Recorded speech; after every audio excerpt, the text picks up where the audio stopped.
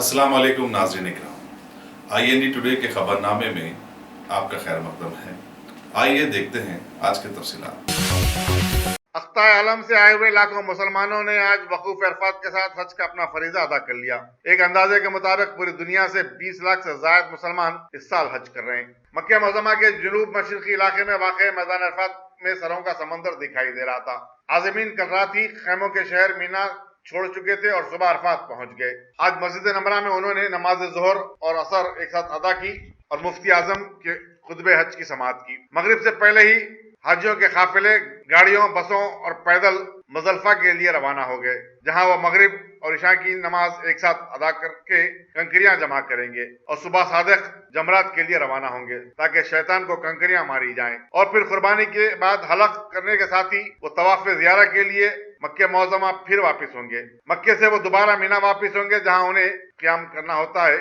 चाशंबा और जुमेरात को जमरात पे कंकरियां मारने के बाद मक्का वापस हो जाएंगे। इस तरह हज के तमाम अरकान मुकम्मिल हो जाएंगे। वाज़ेह रहे कि हिंदुस्तान से इस साल 1,71,000 से ज्यादा आज़मीन हज मक्के को रवाना हुए हैं। हुकूमत सऊदी अरब ने आज़मीन हज के लिए गैर मामूली और मिसाली इंतजाम किए हैं। हजारों पुलिस वाले मीना और अरफात के अलावा जमरात के रास्तों पर तैनात किए गए हैं। मजलिस बल्दिया अजीमतर हैदराबाद ने शहर में बारिश के पस मंजर में इमरजेंसी की टीमों को मुतरिक रखा है और शब रोज रिलीफ के काम के लिए अलर्ट देखा गया। दोनों शहरों अजीमतर हैदराबाद और सिकंदराबाद के अलावा मज़ाफ़ाती इलाकों में लगातार बारिश ने आम जिंदगी को ठप करके रख दिया है। कई तालीमी इदारे आज बंद रहे। जो स्कूल खुले थे, तलबा को सुबह के औकात में जाने में सख्त तकलीफ का सामना करना पड़ा। ट्रैफिक जाम से कई इलाकों में ट्रैफिक की आमदरफ्त भी मुतासिर रही और लोग घंटों ट्रैफिक में फंसे रहे। जो रास्ता अमूमन 20 से 25 मिनट में तय किया जाता था, के लिए 1.5 से 2 घंटे लगे। तारनाका, बेगमपेट, पंजागुट्टा और तिलगुतल्ली फ्लाईओवर पर दिन भर गाड़ियों की सुस्त रफ्तारी के सबब ट्रैफिक जाम देखी गई। शुमाली तेलंगाना में गुज़िश्ता 3-4 दिन से बारिश का सिलसिला जारी है, जिससे कई अजला आदिलाबाद, आसिफाबाद, खम्मम और वरंगल शदीद तौर पर मुतासिर हुए। सारे तालाब और डैम लबरेज होकर खतरे के निशान को छू गए हैं। बारिश से 1 लाख से ज्यादा एकड़ पर फैली हुई खड़ी फसल को नुकसान पहुंचा है और इब्तदाई अंदाजे के मुताबिक 32 करोड़ रुपए का नुकसान हुआ है। तेलंगाना में मुसलसल बारिश से जो डैम लबरेज हो गए हैं, उनमें मशहूर नागार्जुना सागर डैम भी शामिल है, जहां 542 फीट तक पानी जमा हो चुका है। नागार्जुना सागर प्रोजेक्ट से नलगुंडा और दूसरे अजला सैराब होते हैं और ये हैदराबाद से 90 किलोमीटर दूर होने के सबब तफरी का सबसे बड़ा मरकज का दर्जा भी रखता है। मेदक के साबिक रुकन पार्लियामेंट पी मानिक रेड्डी की आखिरी रसूमात कल शाम जिले संगारेड्डी के अंदोल में अदा की गई, जिसमें रियासती वजीर टी हरीश राव के अलावा मेदक के रुकन पार्लियामेंट टी प्रभाकर रेड्डी, जहीराबाद के रुकन पार्लियामेंट बीबी पाटिल, अरकान असेंबली और दूसरे शरीक थे। कबल अज़ीं चीफ मिनिस्टर के चंद्रशेखर राव ने उनकी रिहायशगाह पहुंचकर मानिक रेड्डी का आखिरी दीदार किया और उनकी नाश पर फूल चढ़ाए। मानिक रेड्डी 1984 में तेलुगु देशम के टिकट पर रुकन पार्लियामेंट मुंतखब हुए थे। उन्होंने 2013 में TRS में शमूलियत अख्तियार कर ली थी।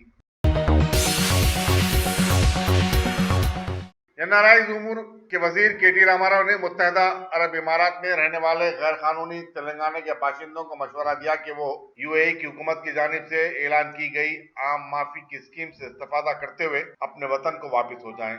वाज़ेह रहे कि इमारात की हुकूमत ने उन तमाम अफराद को जो गैर कानूनी तौर पर मुकीम है, किसी मुकदमात का सामना किए बगैर अक्टूबर तक चले जाने की इजाजत दी है। अक्टूबर के बाद रुक जाने वाले गैर कानूनी मुकीम अफराद को सख्त कार्रवाई का सामना करना पड़ेगा। उन्हें जुर्माने और सजाएं भी दी जा सकती हैं।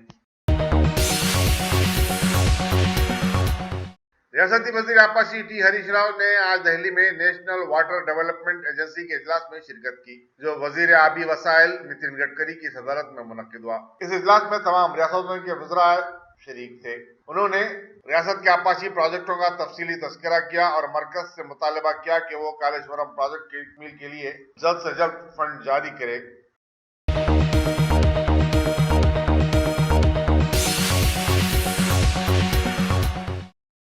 अल्हम्दुलिल्लाह। Top selection computers advance technology کے دور میں پیش کرتا ہے branded computers, laptops, accessories, C C T V camera, عمدہ quality, wholesale and retail, نہایت واجبی دام پر دستیاب ہے۔ اسکول، کالج، کارپوریٹ آفس وغیرہ میں بلک کوانٹٹی میں سپلائی کی جاتی ہے۔ اس کے ساتھ ساتھ ہمارے یہاں ماہر ٹیکنیشینز کی نگرانی میں ریپیئرز کی سہولت بھی موجود ہے۔ گزشتہ 10 برسوں سے ملک بھر میں اپنی ان تمام خدمات کو جاری رکھتے ہوئے آپ کے اعتبار کو برقرار رکھنے والا نام ٹاپ سلیکشن کمپیوٹرز۔ جی ہاں، top selection computers, Vijay Nagar colony, beside Ryan hotel, Hyderabad.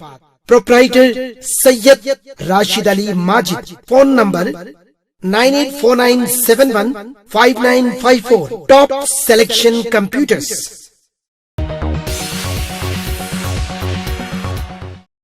گوشہ Mahal کے متنازع رکن اسمبلی راجا سنگھ نے وزیر اعظم نریندر مودی سے مطالبہ کیا کہ وہ تلنگانہ میں گاؤں رکشکوں پر پولیس کے بڑھتے ہوئے مظالم کا نوٹ لے۔ ایک ویڈیو بیان میں انہوں نے کہا کہ سٹی پولیس ان کے اور ان کے حامیوں کے خلاف فرضی مقدمات درج کرتے ہوئے گاؤں رکشکوں کو ہراساں کر رہی ہے۔ انہوں نے کہا کہ عید الاضحیٰ کے موقع پر گائے کے بچڑوں کی قربانی دی جا رہی ہے اور پولیس بچڑوں کے کاروبار کرنے والوں کی سرپرستی کر رہی ہے۔ انہوں نے کہا کہ پولیس افسران نے ان کے اور ان کے حامیوں کے خلاف دنگے اور فساد کا مقدمہ بھی درج کیا ہے۔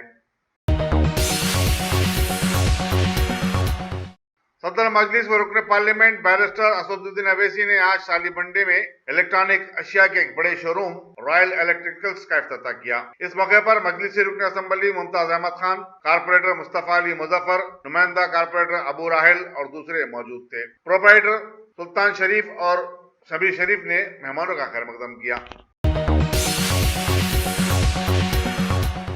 امیر امارات ملت اسلامیہ حیدرآباد مولانا حسام الدین ثانی جعفر پاشا نے عامة المسلمین سے اپیل کی کہ وہ دکھاوے کے بجائے اللہ کی خوشنودی اور رضا کے لیے قربانی دیں۔ میڈیا سے بات چیت کرتے ہوئے انہوں نے کہا کہ اللہ کے پاس سب سے زیادہ مقبول عمل قربانی ہے اور بندے کو اپنی ہر چیز قربان کرنے کے لیے تیار رہنا چاہیے۔ انہوں نے قربانی کے موقع پر غریبوں اور مسکینوں کا خاص خیال رکھنے کی ضرورت پر زور دیا۔ مولانا جعفر پاشا نے عید الاضحیٰ کے موقع پر صاف صفائی کا خاص خیال رکھنے اور پڑوسیوں اور محلے والوں کا لحاظ رکھنے کی بھی تلقین کی۔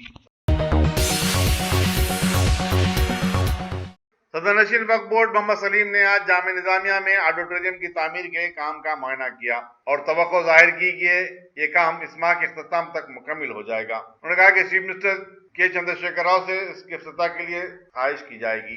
واضح ہے کہ ریاستی حکومت نے آڈیٹوریم کی تعمیر کے لیے گرانٹ ان ایڈ کے طور پر رقم جاری کی تھی۔ معائنے کے دوران مفتی خلیل احمد، وقف بورڈ کے سی او شاہ نواز قاسم اور دوسرے عہدیدار بھی موجود تھے۔ شہر حیدرآباد کے میئر بی رام موہن نے آج اپنے دفتر میں ناگہانی آتش زدگی پر قابو پانے کے لیے ایک جائزہ اجلاس طلب کیا، جس میں شہر بھر کے کئی شراب کی ہوٹلز کے مالکین اور پب اونرز نے شرکت کی۔ اس موقع پر فائر سیفٹی کے تعلق سے شعور اجاگر کیا گیا۔ تلنگانہ حکومت کے محکمہ تعلیمات نے سابقہ میں ٹیچرز کے تقررات کے اعلانات کے سلسلے میں کئی جھوٹ کے وعدے کیے تھے، لیکن جب عمل کی بات آئی تو ٹیچرز کا زبردست احتجاج آج سامنے آیا۔ مختلف اضلاعوں کے تیلگو اور دیگر زبانوں کے ٹیچرز نے میں خواتین کے آج حیدرآباد آ کر محکمہ تعلیمات کے خلاف میں احتجاج منظم کیا ہے۔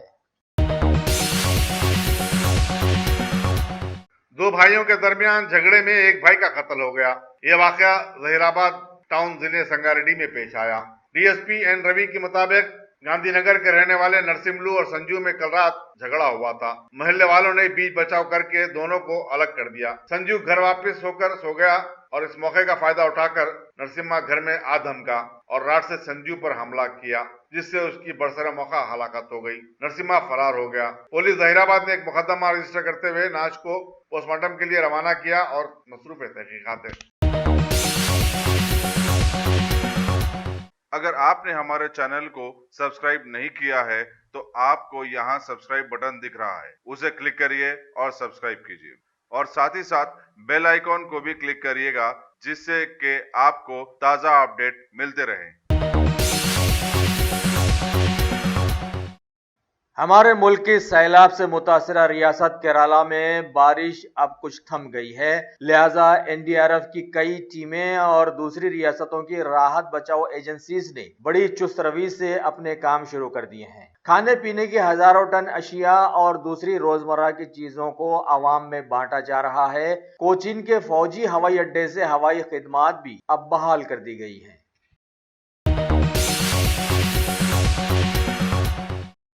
کرناٹک کے سمندری کناروں پر بسے کئی اضلاع بھی بھاری بارش سے متاثر ہو گئے ہیں۔ خراب موسم اور لینڈ سلائیڈز کے چلتے کوڈگو اور ملب علاقوں میں راحت و بچاؤ کے کام جاری ہیں۔ مرکز نے ہر ممکنہ مدد کا ابھی تک صرف تیقن دیا ہے۔ تلنگانہ کی جڑواں تیلگو ریاست آندھرا پردیش کی حکومت نے کرشنا اور ایسٹ اور ویسٹ گوداوری، وشاکھاپٹنم، وجے نگرم وغیرہ میں زبردست سیلاب کی صورتحال سے ساری ریاست میں ہائی الرٹ جاری کر دیا ہے، جبکہ محکمہ موسمیات نے اگلے ایک دن تک اسی طرح کی بارش کی پیش قیاسی بھی کی ہے۔ CM چندرا بابو نائیڈو نے سیلاب زدہ علاقوں کا دورہ کر کے نچلے علاقوں میں رہنے والوں کو محفوظ مقامات پر پہنچانے کے لیے دباؤ ڈالا۔ بھارت کے سابق وزیر اعظم آن جہانی اٹل بہاری واجپئی کی یاد میں دلی میں ایک سبھا رکھی گئی۔ PM مودی، امت شاہ سمیت کئی سیاسی پارٹیوں کے اعلیٰ لیڈرز نے اس میں شرکت کی ہے۔ موریشس کے پورٹ بلیئر میں چل رہے وشو ہندی سمیلن میں وزیر خارجہ سشما سوراج نے شامل ہو کر پانینی زبان کو استعمال میں لانے کا افتتاح کیا اور وہاں کے PM پروین کمار جگناتھ کے علاوہ دیگر اعلیٰ لیڈر سے ملاقاتیں کی۔ اس سمیلن میں کویتا پاٹھ کے ذریعے آن جہانی اٹل جی کو خراج عقیدت بھی پیش کی گئی۔